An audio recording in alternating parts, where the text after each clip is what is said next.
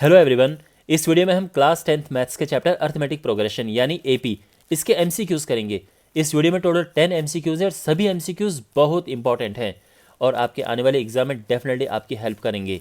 तो शुरू करते हैं। पहला क्वेश्चन आपके सामने ये है, the value of x for which 2x, x plus 10 and 3x plus 2 are the three consecutive terms of an AP. देखो, जब हमारे पास एपी में लगातार टर्म्स दी हुई होती हैं, यानी क्वेश्चन में ये पूछा गया है कि x की किस वैल्यू के लिए ये जो तीन यहाँ पे टर्म्स दी है ये एपी की कंसेक्यूटिव टर्म्स हैं, यानी लगातार टर्म्स हैं। तो देखो, एपी की क्या क्वालिटी होती है, एपी की क्या कंडीशन होती है कि उनमें जो टर्म्स हैं उनका डिफरेंस सेम होता है। यानी ये फर्स्ट टर्म है, अगर ये सेकंड टर्म है और ये थर्ड टर्म है, तो a2 माइनस a1 ये बराबर होगा a3 माइनस a2 के। अंडरस्टैंड? a2 यानी सेकंड टर्म, तो कहने का मतलब ये है कि इसका और इसका जो डिफरेंस होगा वो इसको और इसके डिफरेंस के इक्वल होगा।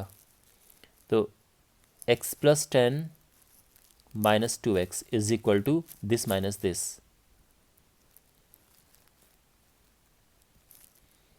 Three x plus 2 minus x plus 10। Simple. अब यहाँ हम x की वैल्यू फाइंड करते हैं, तो x plus 10 minus 2x is equal to 3x plus 2 minus x minus 10। तो ये हो गया है minus x plus 10 is equal to ये हो गया है 2x माइनस 8। 8 इधर आएगा तो 18 बनेगा, x उधर जाएगा 3x बनेगा और x आ चुका है 6 और इसका ऑप्शन ए करेक्ट है। ऑलराइट, क्वेश्चन नंबर 2 है, the common difference of an AP whose nth term is this is. कोई एपी है, उसका nth टर्म ये है, तो उसका कॉमन डिफरेंस क्या होगा। देखो, कॉमन डिफरेंस का मतलब ये है कि अगर हमारे पास पहली टर्म है और ये दूसरी टर्म है, तो इनका जो डिफरेंस होता है a2 माइनस a1, ये कॉमन डिफरेंस है। अब वो देखो कैसे निकाले, ये nth टर्म है, यानी अगर हम यहाँ पर n की जगह पे 1 रखें तो हमें मिलेगा फर्स्ट टर्म, n की जगह पे हम 1 रखेंगे, ये हो चुका है 10। अगर हम n की जगह पे 2 रखें तो यहाँ पर ये हमने रखा और 3 दूनी 6 7 13, ये हमें मिल गया सेकंड टर्म। तो जो कॉमन डिफरेंस है ये a2 माइनस a1, तो ये हो जाएगा 13 माइनस 10 और दैट इज 3। तो इसका अगेन ऑप्शन ए करेक्ट है। Question number 3, if this are consecutive terms of an AP then value of a is. तो अगेन ये एपी की कंसेक्यूटिव टर्म्स हैं, तो this minus this is equal to this minus this, है ना, difference same होगा। तो यहां पर a minus this is equal to this minus this, तो ये हो जाएगा a plus 5/7 is equal to 2 minus a. इधर आएगा तो minus plus a minus a, I mean minus a जब इधर आएगा इसके साथ प्लस हो के 2a बन जाएगा और ये उधर जाएगा तो प्लस का माइनस हो जाएगा और यहाँ पर 2a आ जाएगा, 7 दूनी 14, 14 में से 5 गया 9/7। 2 अगर नीचे जाएगा यहाँ पे तो a हो जाएगा 9/14 और इसका ऑप्शन बी करेक्ट है। Question number 4, if the common difference of an AP is 5 then what is this. यानी कॉमन डिफरेंस यानी डी गिवन है क्वेश्चन में 5 है, हमें इसकी वैल्यू फाइंड करनी है। देखो, a18 माइनस a13, तो होता क्या है कि जो भी आपके पास nth टर्म होती है, nth टर्म का मतलब ये है कि कोई भी टर्म जैसे चौथी टर्म, पांचवी टर्म, 10वीं टर्म, उसको हम एक जनरल टर्म है nth टर्म, इसका फॉर्मूला होता है a plus n minus 1 into D. तो जब भी हम कोई टर्म लिखते हैं तो हम मान लो कि हमने 18 टर्म यहाँ पे लिखनी है, तो 18 माइनस 1 होके वो 17 हो जाएगा। तो ये जो टर्म आएगी यहाँ पर ये होगी a प्लस 17d। ऐसे ही 13 यानी 13 टर्म क्या होगी, a प्लस 13 माइनस 1 होके ये 12 हो जाएगा, 12d। तो यहाँ पर ये है a plus 17d minus a minus 12d, a से a कैंसिल और ये हुआ 5d, यानी 5 इंटू और d है 5, तो 5 इंटू 5 यानी 25। इसका ऑप्शन सी करेक्ट है। Okay, question number 5, the 21st term of an A P whose first two terms are this and this is. किसी ए पी के हमें 21st टर्म फाइंड करनी है, यानी A21 हमें फाइंड करना है, और इसकी पहली दो टर्म्स ये हैं, यानी ये फर्स्ट टर्म है और ये सेकंड टर्म है। तो देखो सिंपल है, हमारे पास फर्स्ट टर्म है जिसको हम ए भी लिखते हैं, ये -3 है। कॉमन डिफरेंस क्या होता है? कॉमन डिफरेंस यानी सेकंड टर्म में से पहली टर्म माइनस कर दो तो हमें डी मिल जाता है, तो ये हो जाएगा 4 - -3, ठीक है ना। यहाँ पर ये माइनस किया तो ये आ चुका है 4 + 3 दैट इज 7। अब हमारे पास डी है, हमारे पास ए है, तो हमें 21st टर्म फाइंड करनी है। तो 21st टर्म क्या होगी? देखो nth टर्म का फॉर्मूला होता है a + n-1 इंटू डी। तो 21st टर्म क्या होगी? तो a यानी फर्स्ट टर्म जो कि है -3, n-1 यानी यहाँ पर हम 21st टर्म है ना, तो 21 - 1 तो यानी ये 20 हो जाएगा, और डी हमारे पास 7 है, तो ये हो जाएगा -3 × 140 और ये आया 137। ऑप्शन बी करेक्ट है। Fine. Question number 6, let a be a sequence defined by this for all n greater than 2, then what is the value of this. तो बेसिकली यहाँ पे ये ए पी नहीं है बट एक सीक्वेंस है जहाँ पे है A1 और A2 हमारे पास है, बट हमें A4/A3 फाइंड करना है। तो ये जो यहाँ पे रिलेशन है क्या है? ये an =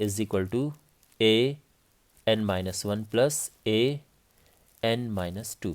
यहाँ पे n की जगह पे 3 पुट करो, क्योंकि 2 से ज़्यादा ही हमें पुट करना है। n की जगह पे अगर हमने 3 पुट किया तो क्या होगा? a3, n की जगह पे 3 पुट करना है, ध्यान से सुनो। 3 - 1 यानी 2, 3 - 2 यानी 1। अब A2 भी गिवन है और A1 भी गिवन है, तो ये आ चुका है 2।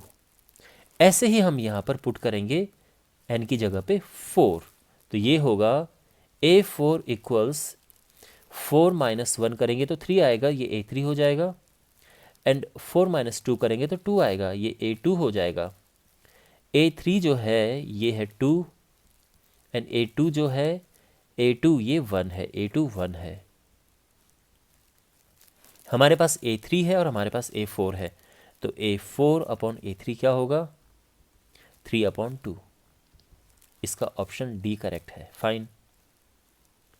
Question number 7, if the second term of an AP is 13 and fifth term is 25, what is its seventh term? Second term ये है, यानी सेकेंड टर्म A2। तो देखो जैसे मैंने पिछले क्वेश्चंस में भी आपको बताया कि कोई पर्टिकुलर टर्म आपको फाइंड करनी है, जैसे सेकेंड थर्ड जो भी है, तो A लिखो और n-1 यानी जो नंबर यहाँ पे उससे एक कम करके यहाँ पे लिखो 1D। तो 1 वैसे लिखते नहीं है, सिंपली D आ जाएगा। ये सेकेंड टर्म लिखने का तरीका है। और ये है 13। फिफ्थ टर्म इज 25, तो फिफ्थ टर्म जो है A5 = A + 4D, n-1 होता है ना फॉर्मूले में, तो ये 4D हो जाएगा, और ये है 25। अब यहाँ पर जो है इनको हम सब्ट्रैक्ट करते हैं, A से A कट जाएगा, ये आएगा -3D = -12। माइनस से माइनस कैंसिल, 3 से डिवाइड करेंगे तो D आ जाएगा 4। फाइन। इस D की वैल्यू को यहाँ पे पुट करेंगे तो A आ जाएगा हमारे पास, 4 उधर गया, माइनस होके ये 9 आ गया। अब हमारे पास D है, हमारे पास A है, हमें सेवन्थ टर्म फाइंड करनी है A7, तो ये हो जाएगा A + 6D, है ना। आप समझ रहे हैं ना, क्योंकि an होता है A + n-1 इंटू डी, इसीलिए मैं बार बार यहाँ पे 1 लेस कर रहा हूँ। A5 के केस में मैंने एक लेस यहाँ पे किया 4, 2 के केस में यहाँ पे 1, अब ये 7 है तो ये 6 हो जाएगा। A है हमारे पास 9 + 6 टाइम्स D4 है, तो ये हो जाएगा 9 + 6 × 24 और ये 33। ये आंसर आया, ऑप्शन बी करेक्ट है। Question number 8, which term of an AP is 210? कौन सी टर्म 210 होगी? तो यहाँ पर सिंपली फर्स्ट टर्म देखो AP की 21 है, कॉमन डिफरेंस क्या है, यानी दिस माइनस दिस, 21 है, nth टर्म दी है, लास्ट टर्म दी है, और हमें n फाइंड करना है। तो सिंपली फॉर्मूला क्या है, an is equal to a plus n minus 1 into d. Values put करते हैं, an है 210, a यानी 21 प्लस n तो हमें फाइंड करना है, और d है 21, तो ये हो जाएगा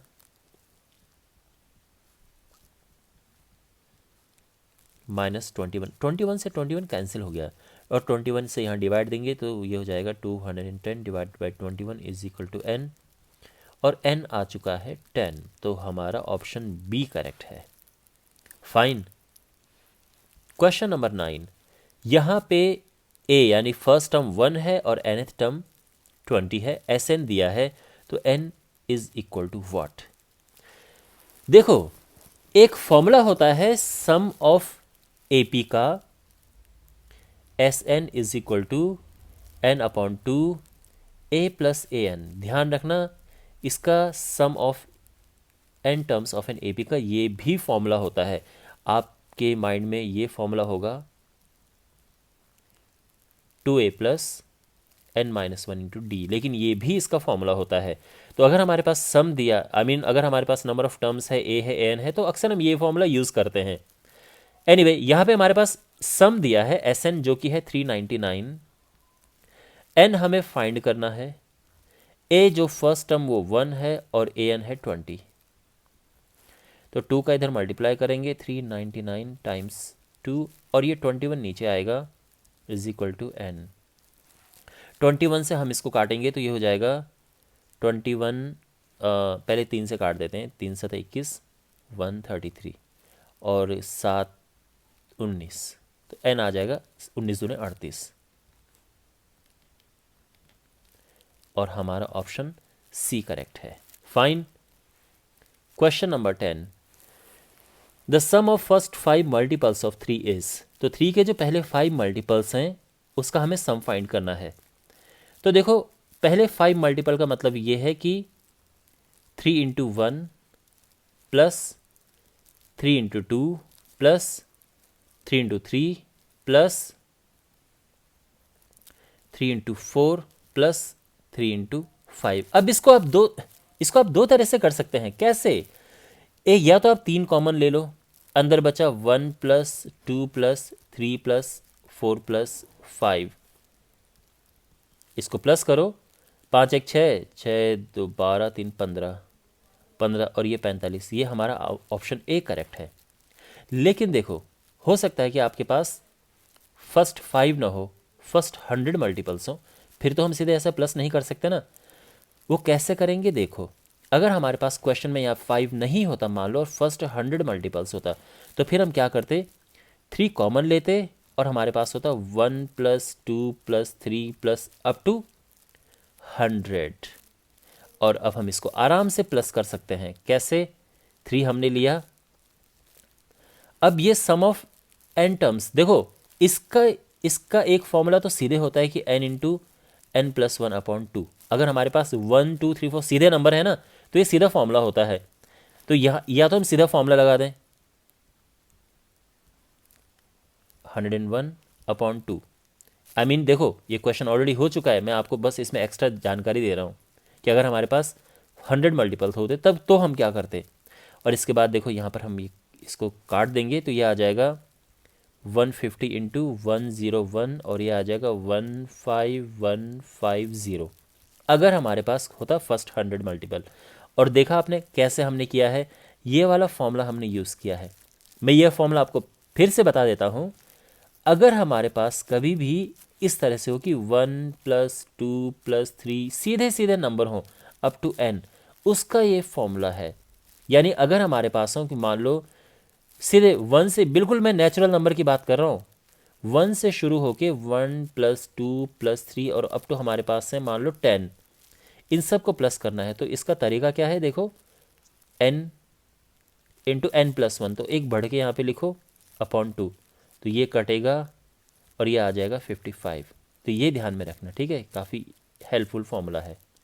ऑलराइट, और इसी के साथ ये वीडियो समाप्त होता है। आई होप ये आपको अच्छे से समझ आया होगा और ये वीडियो, ये जो मैंने क्वेश्चंस आपको समझाए हैं, आपके आने वाले एग्ज़ाम में आपकी हेल्प करेगा। Thanks for watching.